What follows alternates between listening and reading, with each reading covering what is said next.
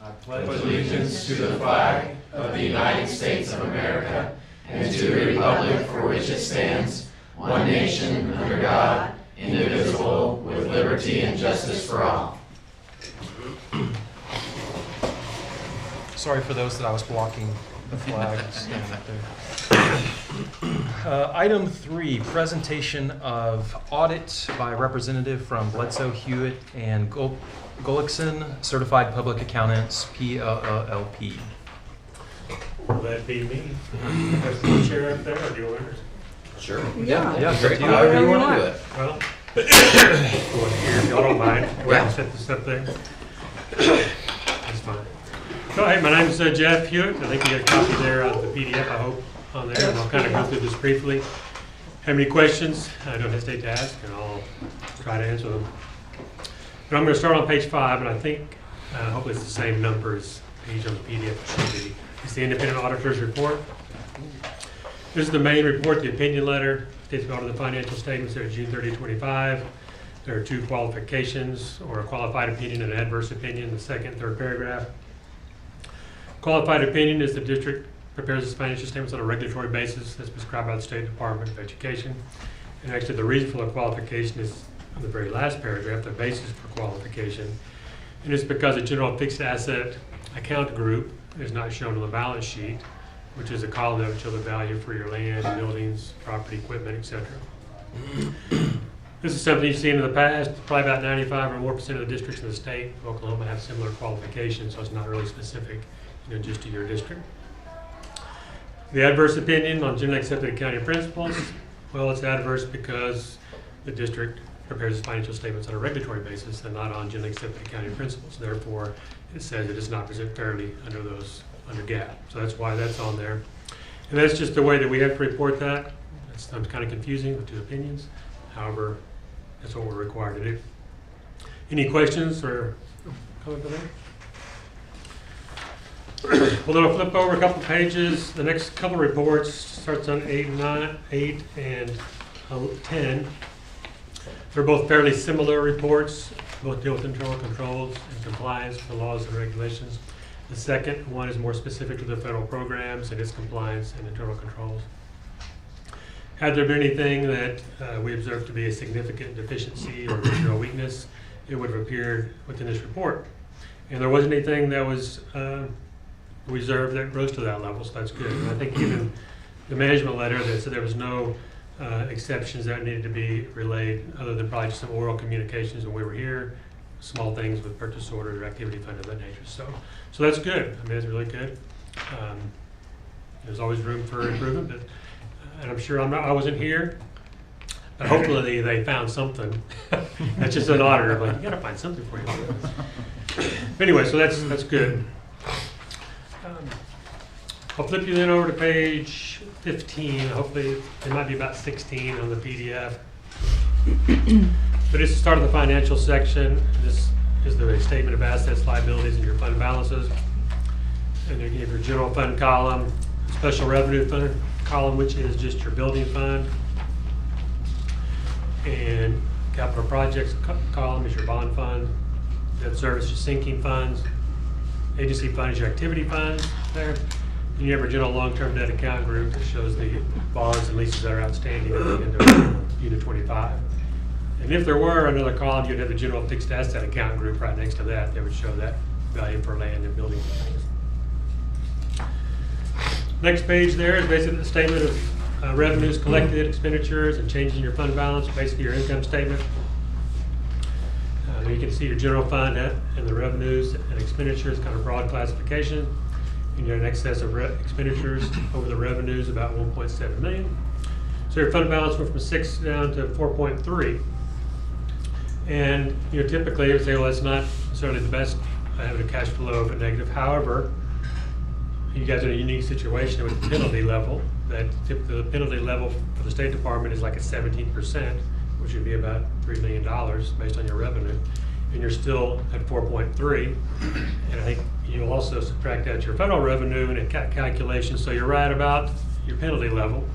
And so I'm sure this year, you're probably watching it as well, and to keep it right close to where you don't get anything penalized. But good situation.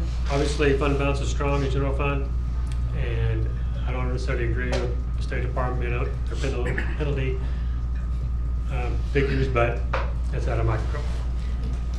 So overall, but I think that is that's good. Obviously, you wanted to have the expenditures more than your revenues for more than several years, because then it would you just switch on that.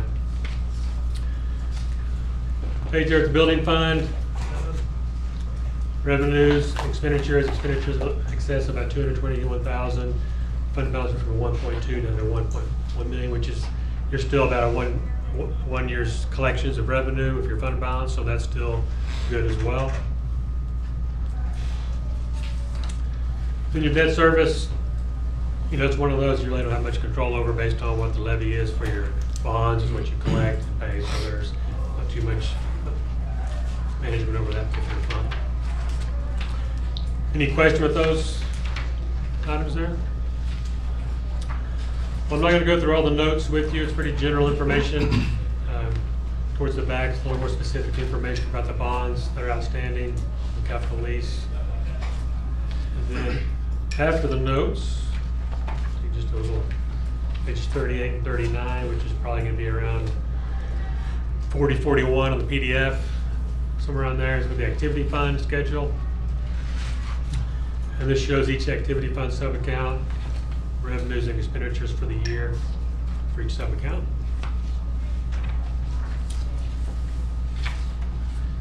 And then, a couple pages after that, there's two schedules, very similar. There's a schedule of expenditures of federal awards on the regulatory basis. And there's one that the State Department likes to see, which is the second page. The first one is the one the federal government prefers to see. Pretty much just your expenditures, project number, and that's it. The second one is the State Department likes to see. And it has a little more information, the program amount, the revenues and expenditures for each program. Pretty much the same, just one has a little more information because the State Department likes to see some more information. And that about brings me to the end, unless somebody has any questions. Like I said, I wasn't here, but it appears that staff, everybody did a good job. So that's good. Any questions or comments?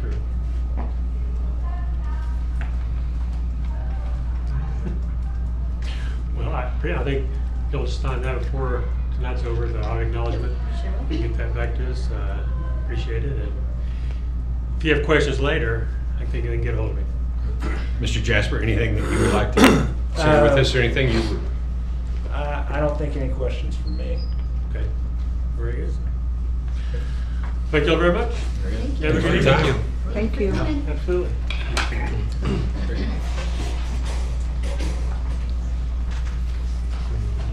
I make a motion to approve the audit of the, can I do that?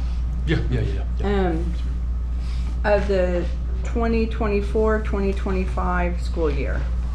Second? Roll call vote. Reiner, Yes. Wallstad, Yes. Yates. Yes. Jaggers. Yes. Item 4, staff reports. presentation of school improvement plans by site administrators and staff. So we're going to start with school improvement plans if we can, and let's actually start with middle school, if that's okay. Mhm. All right.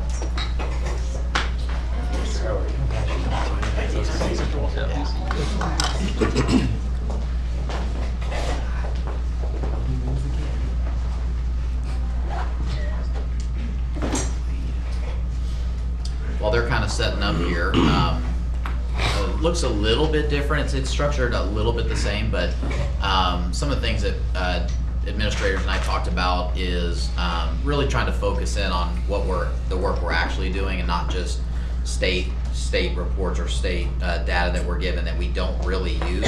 And so there may be some things that look a little bit different, but our goal is to really talk about the initiatives that we truly are focused on. So you'll see a little bit difference in that way.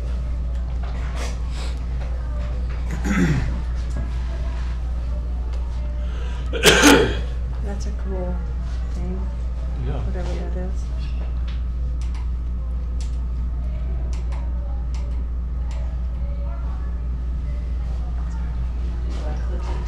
The arrow. Okay, so for the middle school, I have Mrs. Arthur. She is our assistant principal. I have Mrs. Toller. She is 6th grade Western Geography. And I have Mrs. McClellan, who is 8th grade Science. So this is the team that we brought with us today, and excited to share our information with you. So at the middle school, we feel like we do a really good job of getting data. We get data from our benchmarks. We get data from our state testing, attendance, all different things. But then we have the data, and we're like, what do we do with this data? We know these kids, we know they have needs. Now what's the next step with that? And that's the initiative that we thought that we really needed to work on this year. And so what we're doing is a multi-tiered system of supports. So we call it MTSS, and here's why it's a school-wide framework that uses data and layered system of interventions to provide academic, behavioral, and social emotional support so that every student gets the help in the right time. So this has 3 tiers to it. We have a tier 1, which is all the students are getting that. And then you have tier 2, and then a tier 3 support. So as you go up the tiers, the more supports you will be getting with that. So it organizes support into the tiers, high quality instruction, all students, targeted, intensive interventions, and then we work from there. So students have various needs, we know that. It gives them clear, consistent process. The interventions are focused on small teams, so small skills, so we have their specific needs. We have enough testing that we can drill it down to, they need this help, and this is how we're going to do that. And then supports the whole child. It provides teacher supports. So what we have done with our initiative so far this year is we decided what we're going to do. We established a committee. We have 8 teachers on this committee from various grade levels and different positions in the school. They meet monthly to discuss the students and their data. We're looking at 6th, 7th, and 8th grade. And then the grade level teachers report to the committee members and tell them, all right, here's the data that we have, this is what we need, and it goes through one person from the team so that we can all sit down together and look at their needs.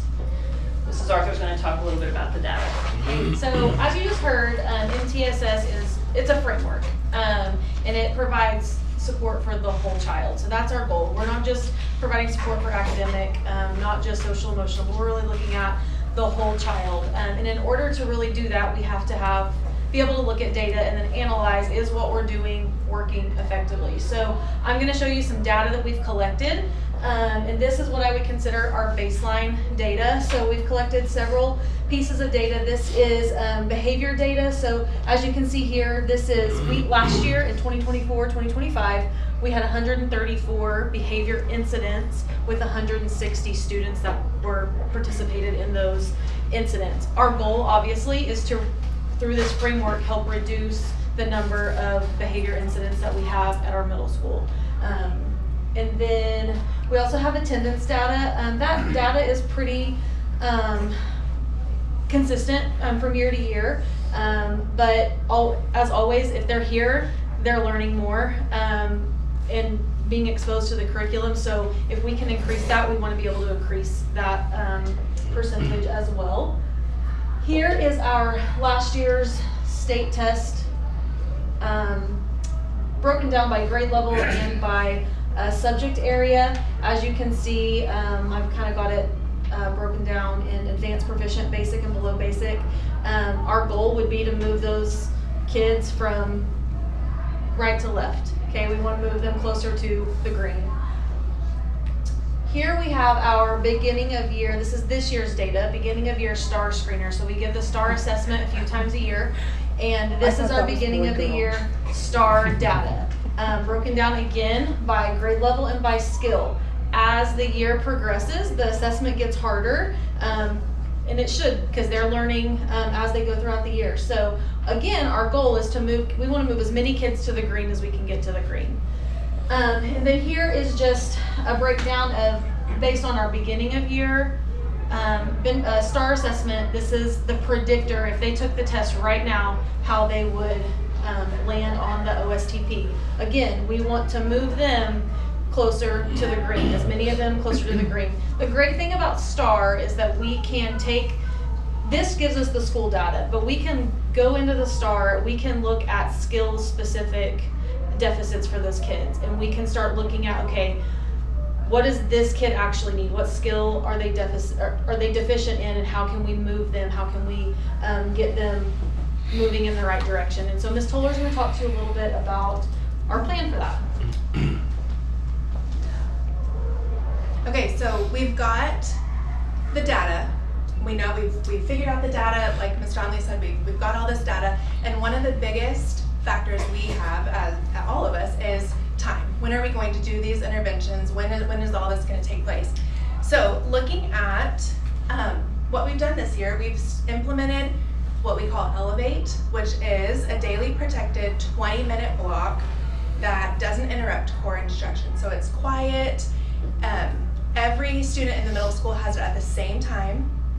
It is right before lunch, so we're all in this quiet time where we've got 20 minutes, not interrupting any instruction time, where teachers are available to provide interventions, help, and offer some other skills as well. So we'll use that data to create some of the targeted academic and behavioral interventions that can be done during that time. And for the students that are not receiving interventions, because we know that not all students will need interventions at that time, we need something for them to be doing that's worthwhile and their time being spent well. So that's where we will provide Tier 1 support, and Tier 1 supports all students. So that includes giving them time for assignment completion. We're available to help with that if they just need to get it done because they didn't have it done. We can do that. If they have questions, we can help. If they need to go specifically to their math teacher and get help where they can check for understanding, make sure they're understanding it so that when they get home to do their homework, they're practicing it the correct way. We can do that. That's also a time where we do our weekly guidance skills. So Miss Williford prepares a guidance lesson for us, and having it done at that time allows the teachers to be able to provide discussion at the end. So that kind of targets some of the behavioral concerns as well. She's teaching about these things. With it being done during that Elevate time, we have the opportunity to go in and discuss kind of the things that she provides in a smaller setting. We provide accountability for grades and attendance checks. So we weekly, every Monday, all the students in the middle school are going onto their Infinite Campus, they're checking their grades, they're looking at missing assignments, their attendance, what can we be doing? They're staying accountable, they're staying kind of aware of, okay, what do I need to do? This is my goal, what do I need to do? And then independent reading time, which my background is elementary. This is what I feel like is very important. It challenges all students on their level. It builds fluency, vocabulary, comprehension, and it builds stamina.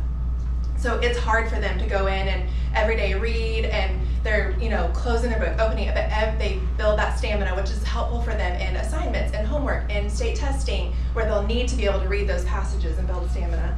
And we know how important reading is, and that they need to be doing it daily. And this just provides them an opportunity to do it, because we know it's not really happening at home like we would hope that it would. So this provides them the accountability. We're watching, we're all doing it together, just for them to be successful. So there are additional concerns identified with a student. So Tier 2 is for our students who just need a little extra support in order to be successful and to reach goals. So during Tier 2, this is really for all subject areas. The classroom teachers are able to create small group academic interventions for their subject areas. And that includes students that maybe are already in their classroom, but students also that they can pull from other homerooms, so to speak, as well. This can include behavior or social emotional interventions as well. Again, for the most part, it's just in the general classroom done by the classroom teachers. Structured missing work support for those students who just need a little bit of extra help. Maybe they are struggling with the content because they're just not getting their work done. So this is a chance for teachers to pull those students and work with them as well. And then particularly for our math and reading, those classroom teachers use the benchmarks that Ms. Arthur was referring to earlier to identify students that are right on the bubble, those students that are close to meeting the benchmark, and then those students, they're giving additional targeted interventions as well. And then we know there are some students that need even more help beyond that. So that is where Tier 3 comes in. This is for students who just have higher needs, academically, behaviorally, etc. Again, we're working with students, teachers are working with students one-on-one or in a very small group. These students receive interventions more frequently, and their progress is closely monitored as well. And this is where our other staff, like our interventionists, our counselors, they really come in and come alongside teachers and help us with these more intensive supports for our students. Okay, so like we said, we're just a semester in, and is it perfect, and are we running everything as smoothly as we would like to? Absolutely not. But I will tell you that Mrs. Arthur and I are in the team meetings weekly on Wednesday mornings, and the talk of the students and knowing their students and knowing their needs, it's amazing to hear. So we know them really well, we know their needs, and the kids are getting the help that they need. And so we feel like we're off to a great start, but obviously we have a lot, but it's not something that we're just gonna have mastered in the first year. So it's a work in progress for sure. So I have a question. So the elevate time is really critical in all of this. And so what were some things that you guys thought of as you were creating that time? You mentioned same for everybody at the same time. Like, what were some critical pieces that you guys felt like we needed to look like this for this reason, if that's an example or other examples? I think one of the big things that we wanted to make sure is that all classes, the teachers understood what it needed to look like. And it needs to be a quiet time. It's not, some classes are playing games on a computer, and it has to be a standard light. I mean, sometimes the lights are dim, sound, like they're just playing music in the background. So it's something that we set pretty firm at the very beginning, like this is what we want this to look like, and when we enter a room it needs to look like this because we want all kids to have the same experience with it. And just talking through that, and some teachers came up with some slides of on Monday it can look like this, independent reading, or then you're checking that there's something on the board for them to see, so that the kids know when I go into this time, I know that I can get my book out and read, or if I have missing work or whatever I need. And then teachers are texting each other, I need so-and-so during Elevate because I want to, they all have to have this time, and we're not moving on to something else. Like, I need that kid at this time to help them with math because we were struggling today, or there's a concept that they're needing help with. And so the communication between the teachers is really a key part of it as well. When is it? What It's time right during the before day? lunch, so it's 10:45 to 11:05. Yes, and then we start our recess lunch schedule. It's a good time. Yeah. People are more engaged. Did you have to steal time from other areas? We did, and that's one thing that we will look at next year, is we took a little bit more time from a 4th hour to make this work, and it's just takes too much from that one. So we're gonna have to give some in other places as well, because 4th hour we have some core classes during that time. So that is one problem that we did see that we're gonna have to fix for next year, and we're already working on our schedule for that. So one of our goals is to meet with high school, because we share high school teachers, and so that is what makes it kind of complicated to take from evenly from every hour. We can only take from certain hours, so we're gonna have to collaborate with high school to make sure we can, do this where it makes sense across the board. So with all the data that you found, is there anything that's been surprising to see in the numbers, or that was this different from gut feeling, or maybe gut feelings you already knew you had? I would say, looking at the data, I mean, our state test scores, if you compare them to the state average, like, we're well above. That doesn't mean we have kids, that doesn't mean we don't have kids with needs. And so being able to really pinpoint, like, this kid needs this kid needs this, it seems way more valuable to me than just looking at the general middle school data. Because, we had teachers last year that, the reason we even did this is we had teachers, they were like, I feel like we don't have enough time to do what this kid needs. I mean, they were bringing specific kids to us, like, we don't know what to do or when to do it. And so we felt like that we really had to implement something so that we could target those individual students. And it seems that teachers are taking accountability with this too, and they're looking for assessments that, hey, we can drill this down. This is the specific need that they have, and it's not just, oh, this one struggles in reading. No, we know exactly what that kid struggles with when it comes to reading. Is that the STAR? Is that We use the STAR, and then we have some other, IXL has one that drills it down real close too, so different things. Cool. Do you guys take the STAR assessment beginning year, mid-year, end of year? So we just probably took those assessments and Yes. are getting the data from that. And then the OSTP predictor data that we got, it is interesting to me because it does closely align It does. even from last year, but the predictor information we have for this year is from the beginning of this year. So that is interesting that it does align. Have teachers found that information could be valuable information moving forward? Very much so, and they realized that at the end of last year, and then when we started looking at our state tests compared to what we had, and they're like, oh my goodness, like, this is right on, like, we need to start looking at this and using it to our benefit. Yeah, if you compare the two, the Yes. graphs look very similar. Yeah, and I think Which is great. maybe elementary helped us with that, finding that little piece of it last year that that was a really good thing to look at to be prepared for what those scores might look like. Great. With having a kid that's in this age range as well, I appreciate everything you guys are doing for this, but also the accountability part, that they are responsible for their grades, attendance, and things like that. So that helps reinforce things at home, and I really appreciate that. It does make a difference. A lot of work put into this. Thank you. Very, very good stuff. One question I had, and Dr. Vella's kind of addressed it with the predictor piece. So what we're seeing here, or what you shared with us, was the predictor that was taken at the beginning of this year. So that is predicting what's going to take place in April, correct? But we do have the data from the end of year last year, OSTP. Do you have a predictor from last year to compare the one that you did at the beginning of your last year? That's a great question. I did try to pull that report, and I was struggling to find a way to pull 24, 25 predictor data. Okay. And I don't know if it's because we're already in the 25, 26 school year. There may be a way, and I just couldn't figure it out, but Okay. yeah. Okay. Then a year from now, we can take a look at it, Yes. because we've got that. Yeah. So, great, thank you. Very good. Thank you, middle school. Thank you.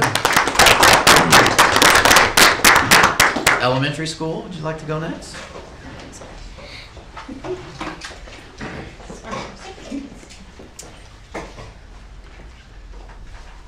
I gonna be able to find it? Yeah, escape out of that. It should be just another tab.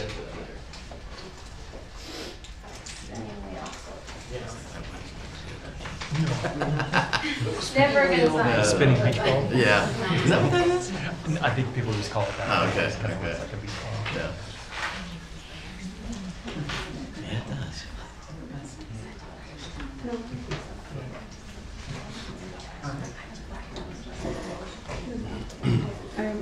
I was like, boy, okay, I can't find girl.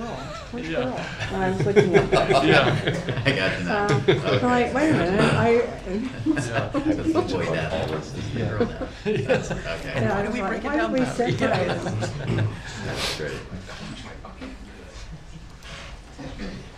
educators and their acronyms, right? Yeah, that's right.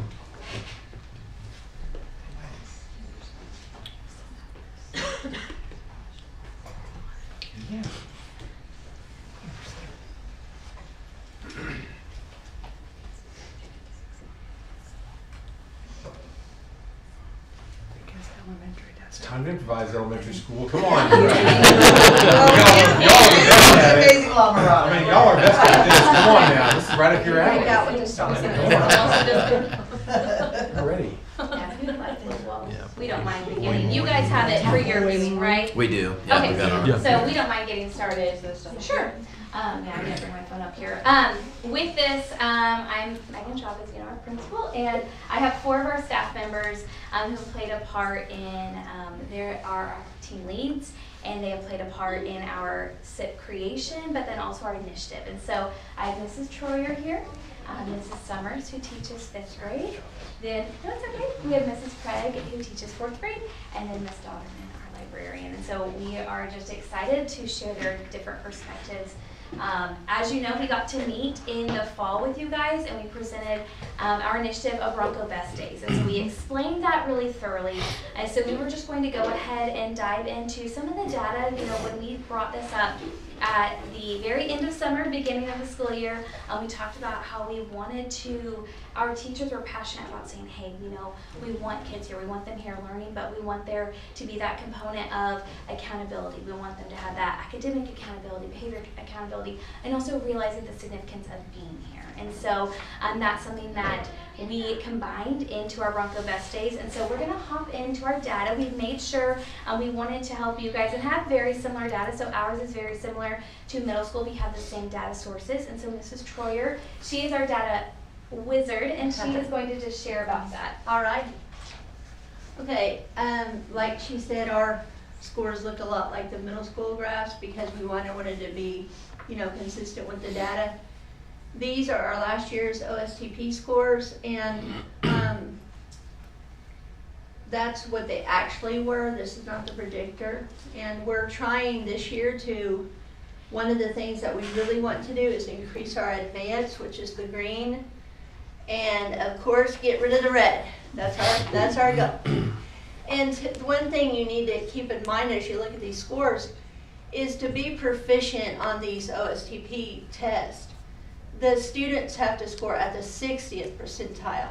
Where on the STAR benchmarks, which if you look at those, there's a lot of green, more green than this one, is because on the STAR benchmarks, the benchmark is 40th percentile. Mm-hmm. And that's because of the State Department reports, the Strong Readers Act. They go by the 40th percentile to see which tiers, when we divide kids up into tiers and things like that, we go by the 40th percentile. According to their direction, but the OSTP is 60th percentile, just for proficient, not advanced. So these are our reading and these are our math scores from last year. Mm-hmm. Now, you'll see all the green, and that's a great thing. I love that. But one of the reasons why is because the benchmark's lower for this. It's just at the 40th percentile. We, as well as the middle school, we're working on our bubble kids, the kids that are right on the line. We want to bring those up. And we have incorporated a focus time, and they call it Elevate, we call it focus time. And it's 30 minutes for reading, and 45 minutes for reading, and 30 minutes for math each day in every grade level. And what this does is this gives the teachers an opportunity to help with interventions, which they take, a lot of times they'll take those kids that are right on the edge of proficient and help to move them up, and while the interventionist can concentrate on the bottom 25th percentile, the bottom quartile. We found out that this is a great thing for smaller intervention groups, and also we have been concentrating on early intervening. Because since our focus groups each grade level has a separate one, and they don't overlap all that much in the lower grades. So our interventionists can just concentrate on one grade level at a time, which makes your group smaller, and you're more able to just concentrate on what that particular grade level skills are. So we've really noticed a decrease in the red. Now these are beginning and middle of the year scores. So you will see like the red going down, and in some cases in math, it completely went away. And that's one thing that I'm really proud of, because that's my goal. I love it. Okay, and let's see. Okay, these are our predictors for this year. These are beginning of the year and middle of the year, because we do our middle of the year testing in December. And so I was able to get the middle of the year scores for you there. And it looks like, you know, in some cases we're making some good progress. But this is a good predictor, but you know the Broncos. They're gonna do better than that. I know they will. So we're working with them, and our goal is for there to be no drops between beginning of year, middle of year. We really want to do away with the drops. We're working on our math curriculum, especially. We've aligned our curriculum. We've got a new curriculum. We're trying to keep everything consistent between the grade levels. We're trying to spend more time on math, and especially narrow it down into these focus times where we can level the kids and give them what they need. I think that's pretty much all I have. So if you have any questions, I'll answer them later. Okay, so our Bronco Best Days initiative is what we brought to you guys at the August board meeting. And we're piloting it this year, so far we're a semester into it. And as you're gonna see, we've seen some really positive results from that. Our criteria were that to earn a Bronco Best Day, at the end of each quarter, students had to have no more than 3 absences and or 5 tardies. We really wanted to focus on them being at school. How do we get them at school and maximizing that time with them? We also wanted to focus on behavior, so we were looking at no ISR or no suspensions, and then academic accountability. Do you have missing assignments? That's gonna disqualify you. So to help set them up for middle school, so that they're understanding, as you're building that into in your 6th graders and 7th graders and 8th graders, they're understanding that at the elementary level of, I need to have my work turned in. Not only do I have to do it, I gotta turn it in. That's an integral part of being at school. Our expected outcomes at the time, what we were really hoping for, was that we would see a reduced chronic absenteeism rate. We've had a lot of absenteeism, and we need our students here to give them the instruction that they would benefit from. We wanted to increase our assignment completion percentages to get those turned in, and to improve behavioral consistency across the building. So I think Mrs. Summers is going to talk to you about what we've seen academically. Okay, so you can kind of see from the graph, we have the 3rd, 4th, and 5th grade. And so we are looking at 23, 24, 24, 25, 25, 26. So the biggest glaring one we can see is right here. So I want to make some clarity with you guys. That's not 13 students. That's how many Fs on report card times. Oh. This is that same group a year later. We have 1. So that's in my opinion, that's a No, huge. you have 0. Yeah, that's Oh, so we zero. went to 0, thank you. So I have, so that's the same group a year later I see. with implementing the Bronco Best Days. And so that's what I'm most proud of when I see that, you know, because a lot of times, and the dialogue has changed. The kids are not saying when they're absent, do I owe you any work? The question is now, what's my missing work? And they're taking the initiative and coming to us.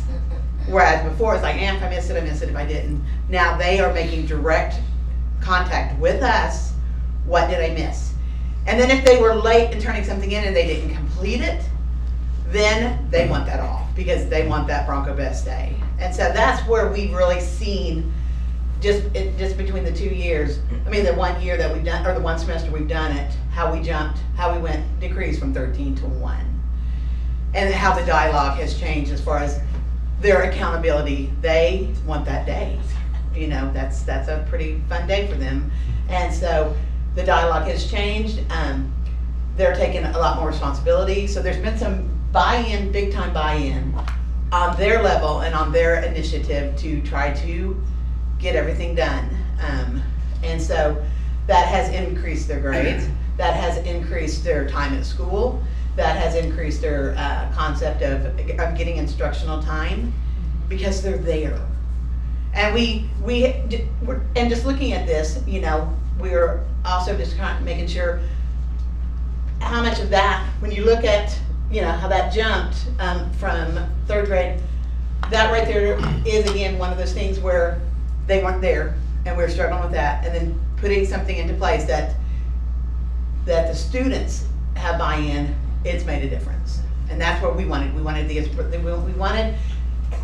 accountability with the students to increase. And so, like when you can just see from one grade level to the next with just only a semester time period of implementing this, it's made a difference. Well, So. also something that you won't necessarily see here with the failing grades, I mean, some of it is reflected in it, but Mrs. Troyer's made sure that our interventionists are scheduled so that they are there those days so they can really work in very small groups with those students that need them. Normally, those days when our Bronco Best Days are, our interventionists in years past have not been there, but Ms. Troyer made sure that they were scheduled, and if you've ever seen her intervention schedule, it is a thing of beauty, and I dare you to mess with it. It is mental Jenga and Tetris if you even try to mess with it, but she's got it down to the minute with first grade math, first grade reading, second grade math, second grade reading. Mrs. Toller's doing this group, Mrs. Lang is doing this group, Mrs. Sloan is here. So she has really made excellent use of our interventionists, especially on those Bronco Best Days, in addition to all the other days they're working with us. But really drilling down on those days and taking full advantage of the time we have with students. I know, Mrs. Craig will share about. So one of the things I can even personally speak to last year in fourth grade, those students that had the 13, we felt like it was our most challenging year for motivating kids to be at school and to be at school on time. We had lots of absences, lots of tardies. And this here is showing you 3 years, last 3 years. Obviously it's only first semester. We broke it down by at this point for the last 3 years where we were. So 2 years ago at this point, we had 272 kids that had missed more than 3 days, which is our threshold for the Bronco Best Day. If you look at this year, down to 190 students. That's a drastic difference. And what I can say I personally see is kids taking ownership. I've had students in the past that have said, my mom just lets me stay home. But this year, they don't want to do that because they see the value in this motivation and this ownership in like, I can earn this for myself and it takes me being at school and doing the work, which in turn helps the learning, helps the completion of work and all. I mean, it just is a cycle that I can tell you that as teachers, I can speak for my fourth grade team, we have all been searching for what is the thing to motivate the group of kids that we feel like nothing motivates. And we feel like this year, this program, we have seen a drastic difference. Now, not everybody is just 1,000% over the moon, always here, no one's ever absent, but we've seen a drastic difference. And so you can see the numbers, the number of students tardy. There has been a decently drastic drop in this year versus the last 2 years were fairly consistent. 20 students less on that list at this point.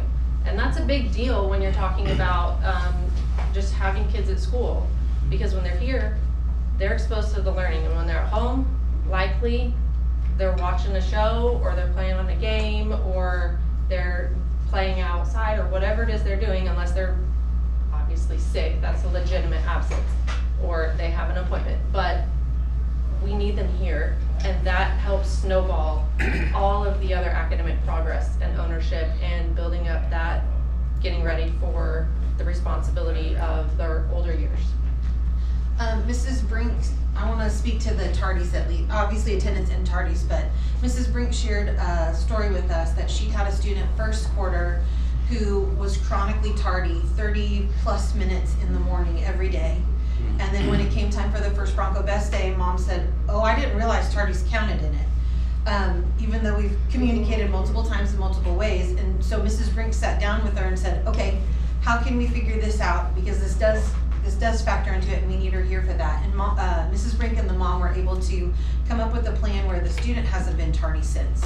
So she's gotten that time back because, you know, those first first moments of the day, they're setting the day up, they're getting them settled, they are going over and reviewing and spiraling important skills, and that child was missing it every day, and now she's here for that, and she's able to have that one-on-one instruction. And the fact that Mrs. Brink and the parent were able to collaborate together and come up with it and build that positive relationship was also another added bonus and perk to it. So our next steps, we will continue to review data each quarter. We're going to be looking at that in team lead meeting. We speak about it, if not every month, every other month, but just, where are we at in the process. We will have an end-of-year stakeholder survey to go out. We already have started forming with our team leads and then also the committee members of what are the things, what are we needing to ask of stakeholders, what are we wanting to know about this, and that's, to determine the effectiveness, to determine are there any adjustments, and are we going to continue this, or is there another option? And so those are things that we are excited with what we've seen, but our big conversation that we've had is we were very excited to share the attendance data because that's a really big deal. Like everyone has said, when kids are here, that's when learning happens. And so now our conversation even more so is we know they're here, and let's self-evaluate, are we maximizing learning time? And so that's something that, they kind of spoke to it about our interventionist and how we have focus time and just being very intentional with the time that we do have with kids. And so that's kind of where we're at. And so now we want to know what questions you have. I have a question. So when I was looking over your presentation before this meeting, I kind of noticed an outlier in the 4th grade on the test scores, the 2024-2025 test scores. And just, they just kind of seem to not be doing as great as the other grades. And so it's interesting to me. I'll be interested to see how they do this year, given the Bronco Best, because it looks like that was tracking pretty well with your Fs and your attendance problem that you had in that 4th grade. So maybe in 5th grade we're going to see that their test scores would improve. I would imagine that they would. We will.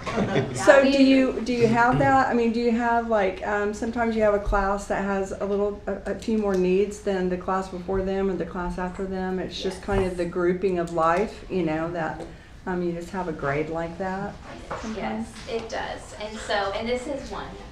They can speak to it as a lot of looking at student needs, looking at the relationship building, and also helping to identify okay, these are their struggles, how do we support them in this? So each year we're learning more, and 4th year is the first year that they're switching teachers, that they're getting that experience. And so we will say, yes, we saw it. We saw, unfortunately, we did see some of the writing on the wall with that, but we're so excited to see the progress that we've already made, and so it's great, and you can see even now, it's not just a matter of 4th grade, because you can see the data. It truly was that group of students at that time and just what we were seeing. So, well, you've already seen a 4th grade improvement to 5th grade this year with your number of failing grades. So that's pretty awesome. Like Ms. Chavez said, just some classes, they have more higher need kids in them, and it does kind of trend that way. So, in last year's class in 4th grade was one of those. So this year they have no reds in math. So that's awesome. It's going to be a great year for 4th grade, I think. That's my predictor. That's great. Well, kudos. I think it's working. Sounds like it is. I noticed on the predictor data, and I think it's because you mentioned, Mrs. Troyer, the goal is to get rid of the red. If you look at every single beginning of the year and middle of the year predictor, every single category, 3rd, 4th, 5th, in reading and math went down from beginning year to middle of year, which is awesome because that's the goal. And so I want to ask the teachers, because I know the challenge with OSTP scores in general was you get the scores at the end of the year, and actually you get them close to August, and those kids are now moving on to the next grade. What has, looking specifically at OSTP predictor as data that I think we have seen maybe aligns pretty closely to how they actually perform at the end. And now we're seeing it within a given year, beginning of the year, now middle of the year, there is progress. So I guess my question is, as a teacher, how are you using the specific data? Because this is a broad look, right? But I know enough to know that this can be narrowed down even more per child. So maybe generally speaking, like, how are teachers looking at this specifically to say, let's fix it before they get to the end of the year and take that? Because obviously it's working, but I want to know more detail about, from a teacher standpoint, how does that work? Well, I want to say one thing about that, is that since we went to the workshop with Dr. Perry and we talked about, specific needs, there is a report on STAR where you can even put the whole 5th grade in, and the state standards will come up and show you which standards that you're lower on. And projected. And projected. So we are, as a teacher group, we're going to meet on our RTIs and our MTSS2s, and we're going to talk about that as a grade level and kind of pinpoint some of those areas that we can work on. Can you go ahead, Nick? Right.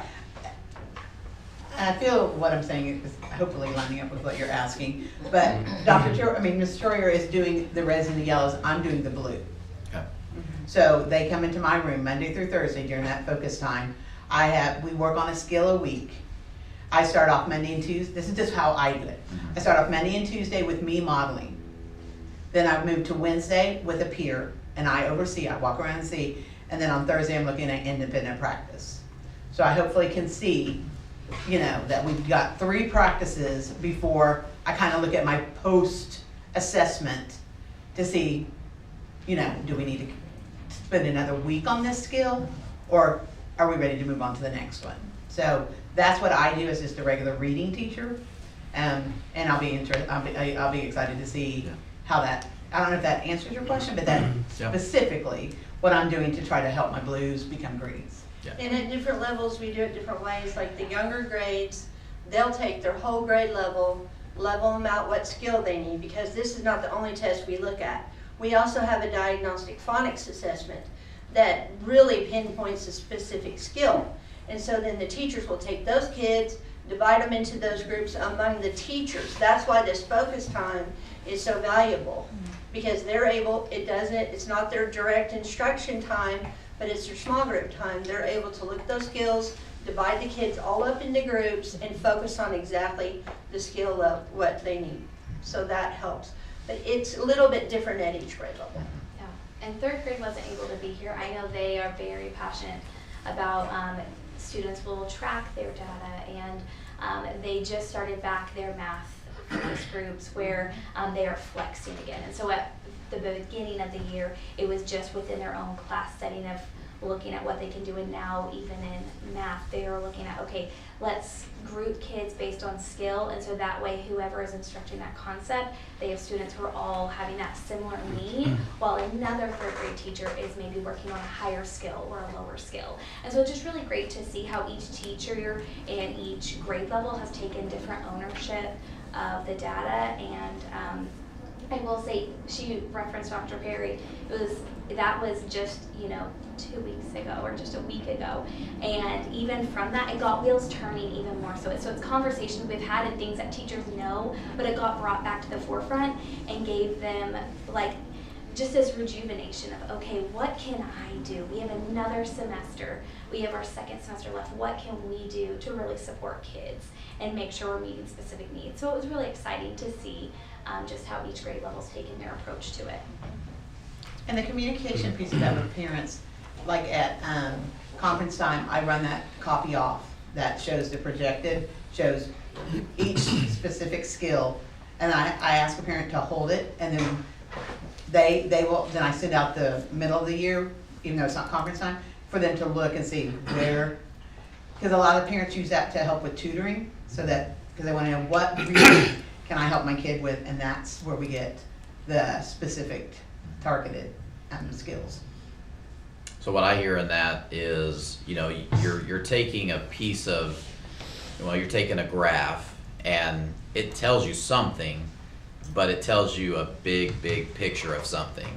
And I think what I hear you guys saying is you're now looking at this and then breaking that down into that kid, why is that score the way it is? That then allows you to fix that score before it's too late, before we're on to the next year and the kids moved on to the next grade, which I would tell you is, I think is going to be game changing for our kids, more than anything, because you're doing it as we're going, not waiting to see, and then, oh, well, I guess that's what it was, and but they're moving on. So this is really exciting, and really exciting to see too that in the middle of the year we can already see less red in every single category, which tells me that teachers truly are looking at this and analyzing it and changing what they're doing with kids to get it that way. So that's really exciting. Can't wait to see. I have one more thing. So with departmentalization in 4th and 5th grade, trying to do a small group focus time was really a challenge. So when we came up with a focus schedule, that has been our missing piece, to have that small group, so that, because we rotate to 5 different classes, and so to find a quiet segment of time that wasn't taking instructional time from our core classes, this has been a great tool. And this is the first year for that? This is our second year. Second year for that, very good. We've tweaked it a little. Yeah, oh, okay. It's a work in progress. Yeah. But for us, as the upper grades, we needed something built in. Yeah. And that allows my groups to be smaller, because she's doing more of the bubble kids, makes our intervention groups smaller, and then the red kids and the yellow kids make more progress. That's just the way it goes. And we're also doing pre and post tests in some grade levels too. Yeah. Like a certain skill, they'll pre-test and post-test to make sure they've got it. Very good. Any other questions? Okay, thank you, Ella. Great Thank job. you. Very good. Great job. All right, high school.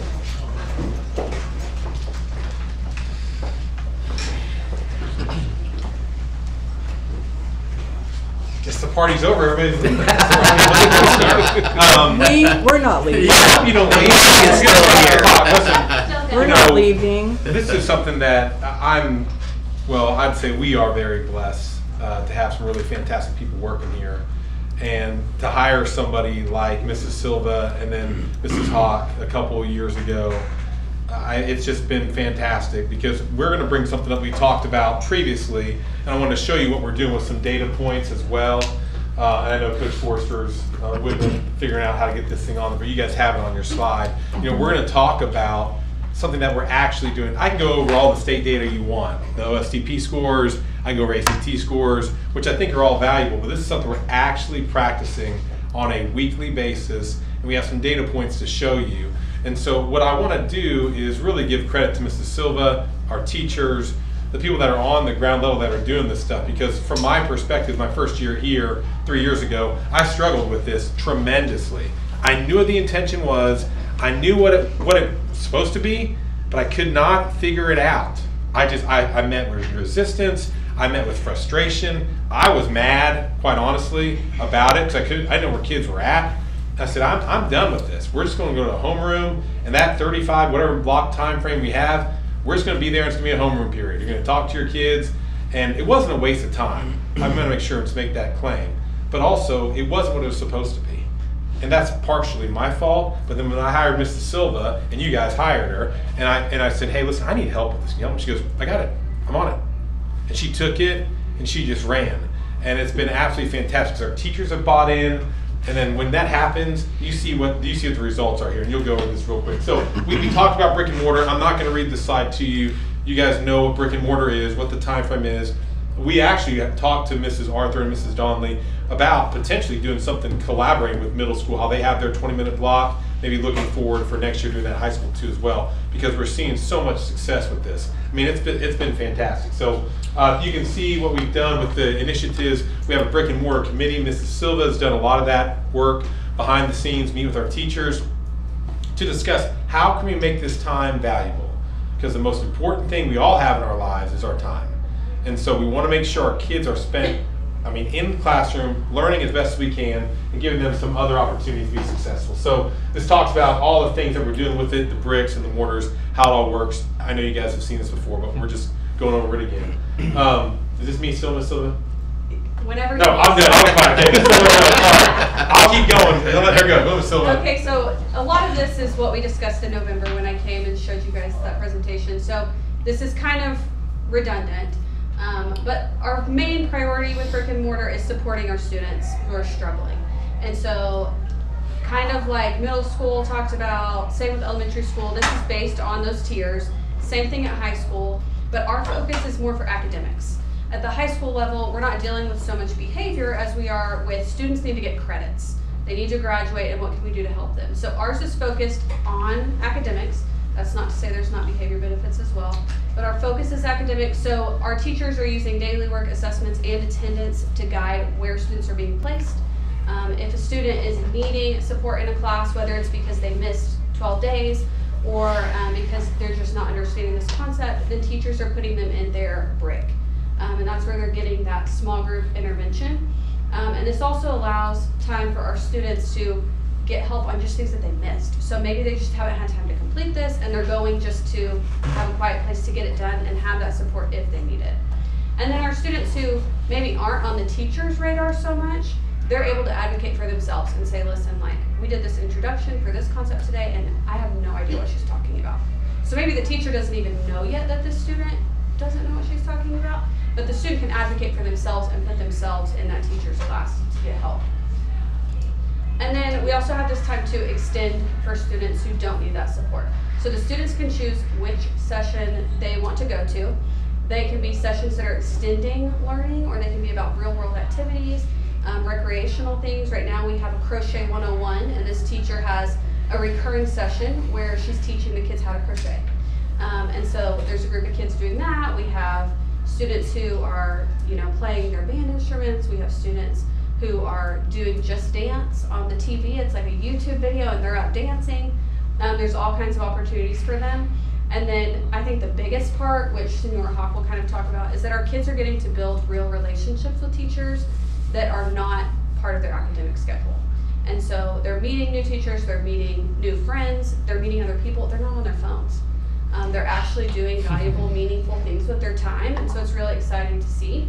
And then the last point on this slide is that coaches and sponsors have the ability to work with their group, whether that's show choir, football watching film, whatever group, even our clubs like our freshmen, class officers, or Key Club, they have every third week where they can meet with their group of students. So this is the data that we have, and like Ms. Arthur said, for her data, this is kind of just a snapshot. We've only been doing this since the end of October. So this is the data that I can show you, and I'll be quick with it. For English and math, those are the only two that I pulled data for this time. But you can see that through the semester, we had 32 students failing English at some point. That's not 32 times kids were failing, that's 32 different students. Some of those students could have been failing for 10 weeks. But 32 students for English, at the end, only 2 students were failing. And then in math, we had 14 students failing throughout the course of the semester, and then at the end, only 2. And then you can see here our passing rates for the first semester for every grade level. So of all of our students, the great vast majority passed math and English, passed all of their classes really. And then those few that you see the drops on are those 4 kids that we're talking about that didn't get help in brick and mortar, or they didn't make it. They didn't pass that class. And generally for those kids, it's kids who missed a lot of school and didn't earn credit. And so at the high school, if you miss more than 8 classes, 8 times, then you lose credit for that class. And so that's a big part of what this is. So it's kind of hard to specifically show you, this student went to brick and mortar, this student passed. This student, it's very specific for every kid. So that's kind of the data we have so far. I'm looking forward to this next semester and tracking individually. These kids went to brick and mortar and it took this many times and then they were passing. Because that's really what we saw the first semester, but I'd like to be able to kind of narrow it down even more by student. Perfect. My name is Evelyn Hawk, and it's a pleasure to be here. I want to talk to you about the impact in the math department. We had 6 students that went into brick and mortar in November, and 5 out of those 6 students passed their next exam, which math is not easy. Math is hard, and it builds, and it's by these kids coming in and getting the extra help in small group and one-on-one instruction. We had another little student, dear friend of mine, who was failing for 8 weeks, semester 1, in geometry. He went in to see his geometry teacher for brick and mortar. He was going in for lunch tutoring, and he was able to pass the class. That is not an easy task when you're failing so far behind. So for 8 weeks, and for him to have that one-on-one instruction, small group instruction, to build on those skills, to build on those calculations, to remember the steps that he needed to pass geometry, and he passed it. So and I think the best part about that story is that brick and mortar started October 29th.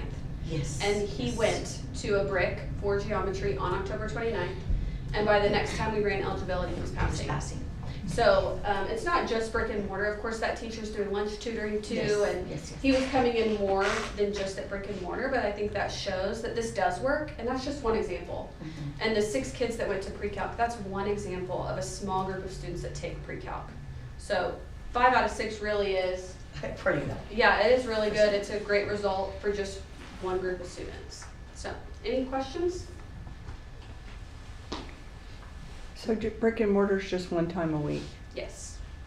Yeah, and like Mr. Joel said, we'd really like to kind of switch and incorporate their Elevate time so that we're on a more similar schedule and our kids are getting that more consistently. It's just something that we'll kind of have to iron out the details for next year. Yep. I know one of the things that we've talked a lot about is just rigor, what do grades mean, how are kids getting their grades, are there, and obviously, the math and English, there's, it's amazing, honestly, 100% of freshmen are, passing those courses, which is awesome. Are there subject areas that has been a harder adjustment for kids as that rigor has increased, where that they are struggling a little bit more with certain subjects to make that grade, or to make let's say a passing grade, or even A's, versus where they used to have all A's and now we see more B's and things, which is okay because we're increasing the rigor. But are there subject areas like that departments are having to work through some of that? My answer would be science. Okay. I think science it's not the same year to year, and it doesn't always spiral like math or English does. It's not just it builds on each other. It can be totally different. Zoology, biology, chemistry, they're all different. And so that's an area that I see the struggle for our kids, and it's just kind of a learning curve for them. And so having extra time for those teachers to support them, I think has been helpful. And I would say English. That's just from my perspective looking at it. I think English was because, not necessarily the newer people that we hired, but because people don't read as much as you'd want them to. And a lot of the reading that goes on in English is comprehensive, and so they're asking them to read a passage and make it take this excerpt and compare it to another one, and it's a challenge. And so I think that's one area we've seen definitely a lot more rigor over the last couple of years that I've been here, for sure, in English. Yeah, I think it's a great challenge because we all want our kids to do well, and I do think there kind of has become an expectation of everybody needs to make A's. Yeah.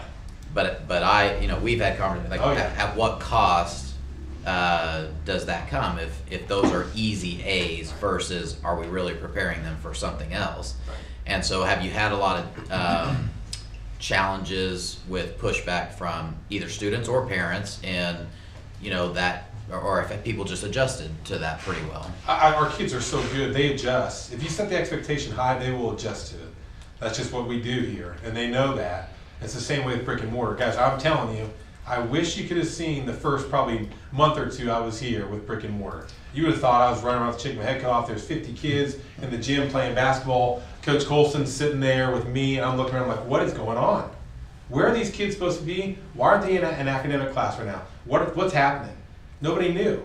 And not because they didn't know, But because the kids didn't have the expectation, not only from me, but just from the whole system, where now when Ms. Silva came in and said, hey, listen, we're gonna do a committee, we're gonna do this right, hey, expectation met. Kids don't not sign up. Doesn't sound right, but kids sign up is the best way to say it. Kids sign up, and you know why they sign up? Because they know if they don't sign up, they immediately go to detention.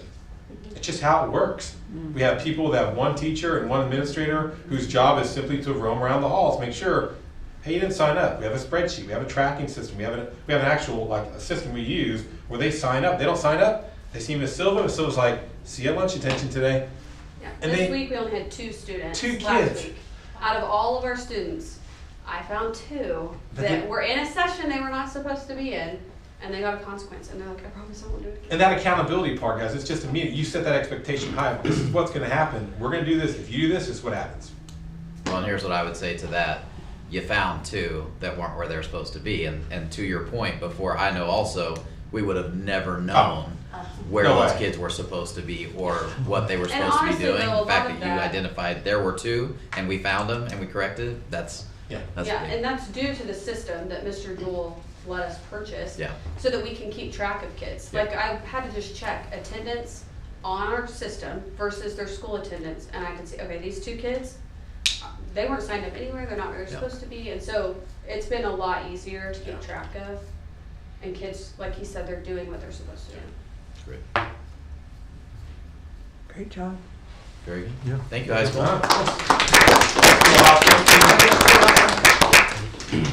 For this board meeting, I might just ask if the board members have any questions for, we do have a couple other reports, special services and activities, and I know we've got a lot of great things going on, but I may just, instead of having them present, I may just see if you guys have any comments or questions from their reports. Okay. Item 5, consent agenda. 5A, approve the minutes of the December 9th, 2025 board meeting.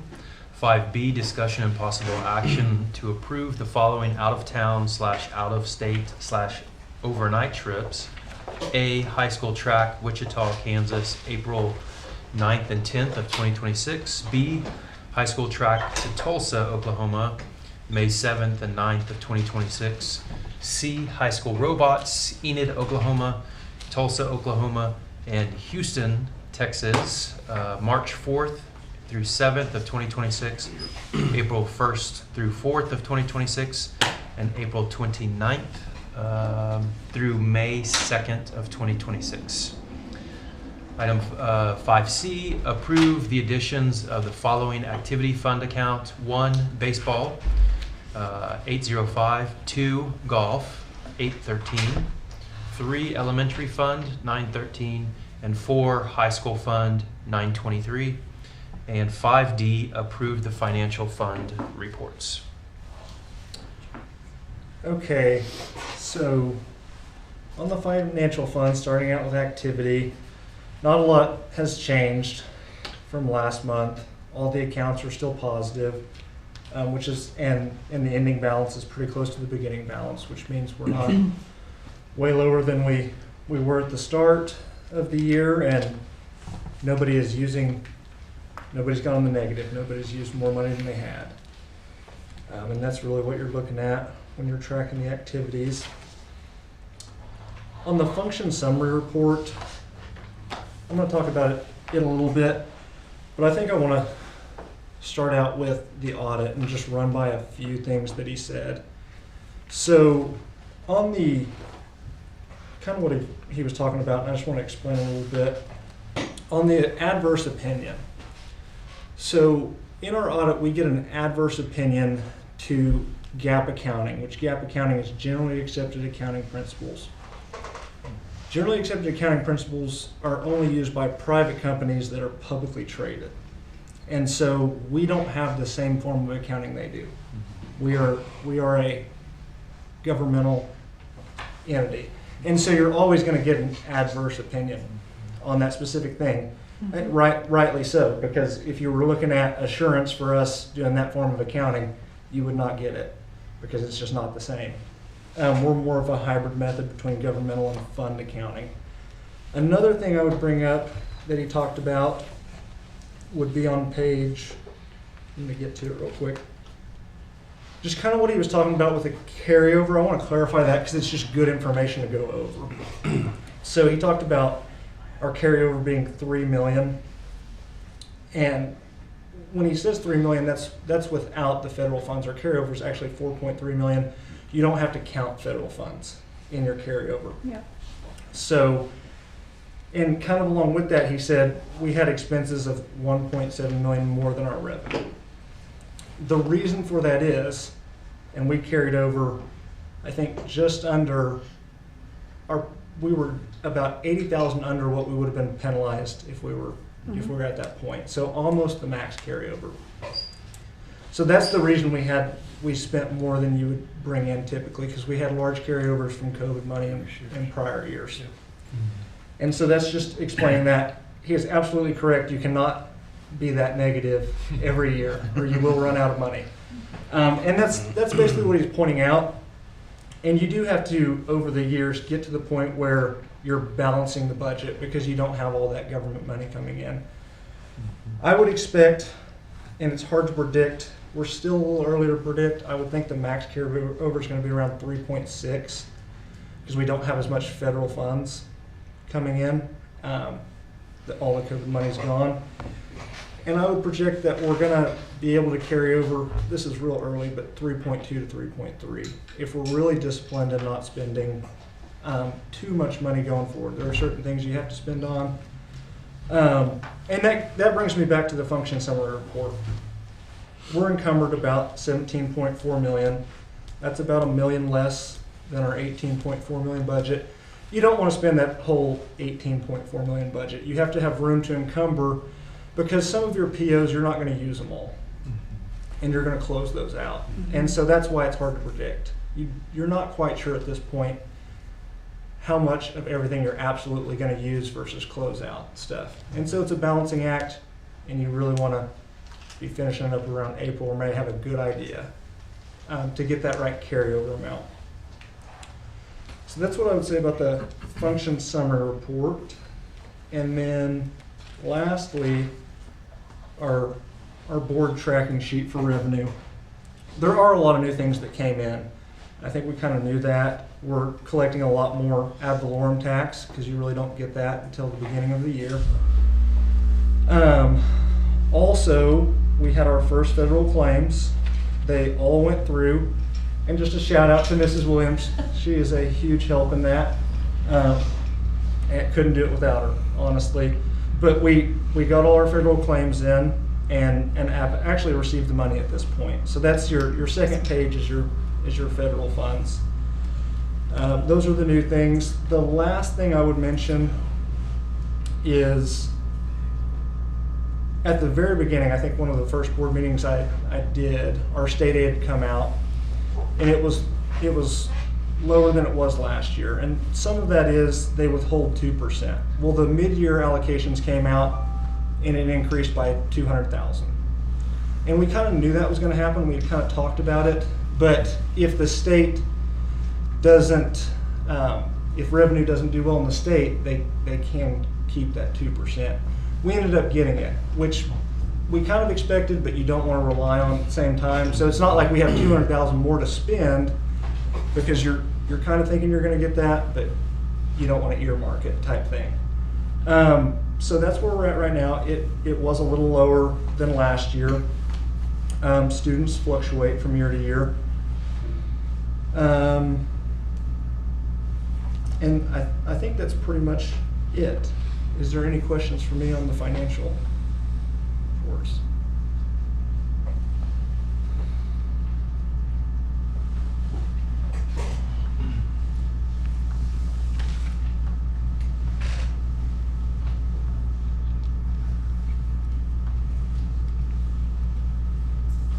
Do you have a motion?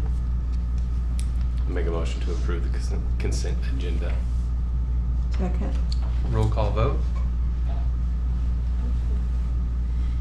Yates, Yes. Reiner, Yes. Wallstad, Yes. Reimers. Yes.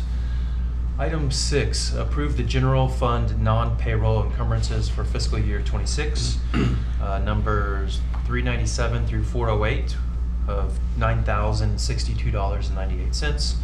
Fiscal year 26 change orders for general fund, $15,682.61.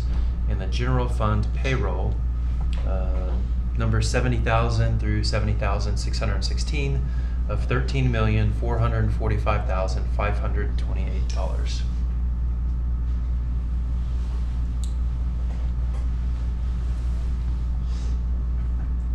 There's not a whole lot of big ones on here. I would point out it's pretty much exactly what it says. 398 is an amount for $3,130. There were a couple classrooms where the camera, it was just blurry image and it didn't do audio. And those are classrooms where they really needed to do audio and you needed to be able to get a good picture. So that's what that PO is. Can I elaborate on that a little bit more? Sure. Those are classrooms, as you guys know, that have the possibility of few kids with an adult. And we have district policies of, not being one-on-one with students, doors open if it is, and those are great policies.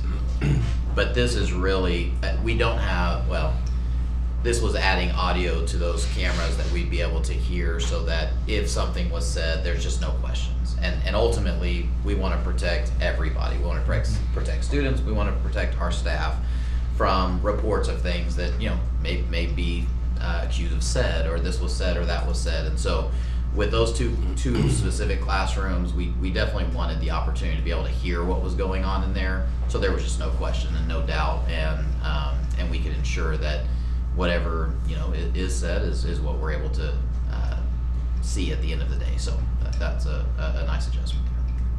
Make a motion to approve the encumbrances as presented. Second. Roll call vote. Reiner, Yes. Wallstad, Yes. Yates, Yes. Jeffers. Yes. Item 7, discussion and possible action to approve the revisions to the following board policies. CO, Child Nutrition and Physical Fitness Program. EHAK, Physical Education. FFAD, Bedbugs. FFA, Health Students. CKAK-E, Behavioral Threat Assessment Checklist. So very quickly on these, you can see some of the highlighted changes. For the first two, child nutrition and physical education, all of that language, all of that change is specific to a grant that we're looking to write for I think up to about $50,000. And within that grant, they required certain things. Now in practice, we were doing those things, and in policy, we didn't really need that in a certain wording. But for the grant, to qualify for the grant, it required certain wording, so that's just the change on that. It's not really changing anything that we're doing in practice. The FFAD and FFA are both related to bugs. You have bed bugs and you have lice. I will say, for full transparency, when you talk about lice specifically, if you look at the pediatric recommendations, it might look different than what our policy looks like. And they would recommend that lice is a nuisance pest, not something that is going to cause great medical harm to students. But I would also add that having been the elementary principal for a long time and having talked to a lot of parents about these situations where lice comes up, and Ms. Silva, will you leave that open for us? Yeah. Thanks for having talked to them. Our community has expressed that they would like people, if they're found with lice, to be required to go, get the shampoo and be rechecked when they re-enter. Not because it's harming anyone, but because it is a nuisance. And if that goes home from one kid to another kid and then into the home, it is a nuisance, but it's a big nuisance. So we have adopted an optional policy in there that talks specifically about that, and that we do require that if a student is found to have lice, that they are sent home. The one factor that we also account for is not everyone can afford, the shampoos and things, and so we have always helped in that regard as well. And then when they come back, we recheck them, and so that is something that's different than what some districts might do out there. There are some that do the same thing, but for us and what we've heard in our community is that we would, when that is found, we would like to require them to go get that taken care of and then come back and be rechecked. So that's what we do. And then behavior assessment checklist is just a continuation from a policy we approved last time, and this is the formal checklist that goes with that. So, and that's what we use to assess how big of a threat a student may be to others or themselves, which enacts some other change to occur that we require. So.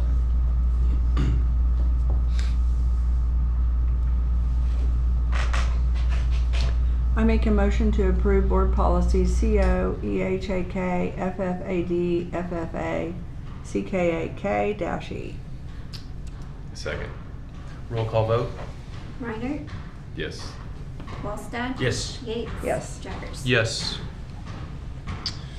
Item 8, proposed executive session.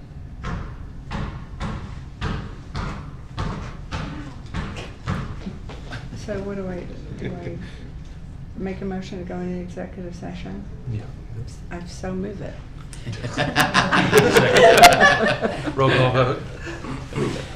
I need a second. Second. Okay. Good call. Roll call vote? Reiner, Yes. Wallstad. Yes. Yates. Yes. Jaggers. Yes.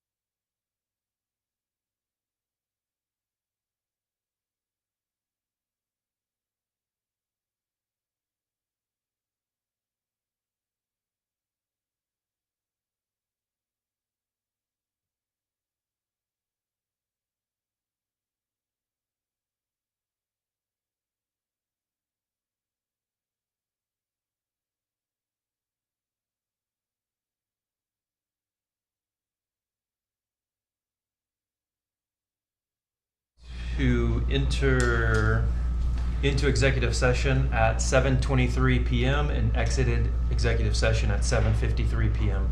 The board discussed only agenda item number 9, the contract extension of the superintendent of schools. No votes or action were taken. Item 9, discussion and possible action on the contract extension of the superintendent of schools. Make a motion to make the motion on the approval of the contract extension of the superintendent of schools. Second? Roll call vote. Reiner, Yes. Wallstad, Yes. Yates, Yes. Jaggers. Yes. Item 10, informational items. All right, on the 16th of this month, we are honoring the 2001 state basketball champions at the basketball games. Looking forward to that night of celebration with them, and I know we've got some families flying in, and 25-year anniversary, so it's going to be an awesome night, and I'm glad we were able to pull it all together and make it happen. So appreciate everybody who was involved in making sure that that's going to be a great night for everybody. On the 27th, we have Board Appreciation Night, which January is Board Appreciation Month, but on that night specifically, we'll appreciate our board members there at the game, so I hope you guys can join us there. On the 31st, we have the Sadie's Dance at the high school chorale. I'm sure there's some excited about that. Some not as much, maybe, I don't know. And then on February 3rd, we have the high school basketball senior night coming up, so I hope everyone can attend that as well. Thank you. Item 11, board member comments. I would just state great presentations tonight. Exciting to see the work that's being done. I appreciate all the efforts of all the teachers, the administrators, everybody that is involved in that. It's great as we've all seen. It's been a great year here at Bethany Public Schools, and to reflect that and for us to be able to see that tonight is impressive. So congratulations to all of you. Item 12, superintendent report. All right. I hope everyone had a great Christmas break. Teachers returned with another great professional development day with our district guest facilitator, Dr. Perry. And the conversations focused again on student learning, which has been our theme this year. It's just get back to focusing on student learning specifically, and really just proud of the staff for the approach that they had in those days. Very, very much engaged for being the first day back from a break.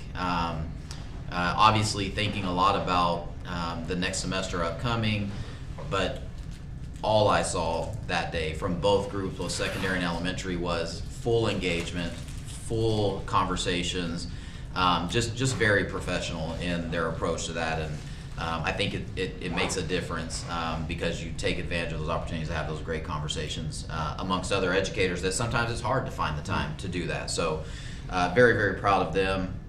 I want to congratulate our business department for the amazing audit, and again, led by Mr. Jasper. Just can't speak enough about someone coming into a new role in a new system, in the education system, and just the way that even tonight you're able to explain things about the audit in ways that we're all able to understand, but also just another awesome report. So can't thank you enough for your leadership in that business department, and also just the great information you continue to provide, and ensuring that the business side of our district is in good hands. So thank you for that. Also want to thank our principals, like Mr. Wallstad said, for their presentations tonight. We're always looking for ways to continue to get better in Bethany, and it's fun to hear the progress of some of the initiatives that we've started. It's great to hear positive reports, but also open to, hey, we don't have it all figured out, but we're going to continue analyzing. But man, the teachers, you could hear it in their presentations as well. This is not just a superintendent's directive. This is not just a principal's directive. These are initiatives that everybody's a part of, and everybody is enjoying putting into practice, and the benefits are, you can already see in some of the data. So awesome job with the presentations, and Just love that the focus on individual student data came out a lot tonight, and it wasn't about look at our school data and what does that mean. It was we get down to individual students, and that's going to be critical. Want to recognize that the AP board recognized Bethany on the AP honor roll recently. The AP School Honor Roll recognizes schools whose AP programs are delivering results for students while broadening participation. Schools can earn this recognition annually based on criteria that reflect a commitment to increasing college-going culture, providing opportunities for students to earn college credit, and maximizing college readiness. And with our goal of creating opportunities for our students beyond Bethany, we should be very proud of that specific recognition, because it's somebody else, very reputable organization, saying you're doing a great job of preparing your students for college level, the next level. Also want to say congratulations to one of our teachers, Ms. Kaylee Harris, for being named a finalist in the Excellence of Education Award presented by the Professional Oklahoma Educators Foundation. Although she's new to us this year, she is a published author. She is an experienced teacher. She's been a facilitator for professional development, and so we wish her well as she moves forward in that process as a finalist. Also want to thank Bethany First Church of the Nazarene. Recently we made the request, and they accept the request to have our vans move, which seems like a pretty small thing, but our vans were sitting under trees that were causing them to look really, really bad anytime we took them anywhere. And so we made that request, and without much hesitation, they agreed to let us, park in a better spot over there in their parking lots. And just another very small example, but just the community partnership that we have with them and some others, just can't say enough about that. And last but not least, we added a couple more championships to our water tower recently with our girls volleyball and our girls soccer championships. It's exciting when you have so much success that you start talking about we need a bigger water tower. But those were some of the conversations, and so glad to be able to get those up there, and hope everyone enjoys driving by those water towers with those 2 new additions and 2 new spots available for the next sports that win a championship. So take a look at the water towers when you drive by the athletic facilities as well. And that is my superintendent's report. All right, item 13, we are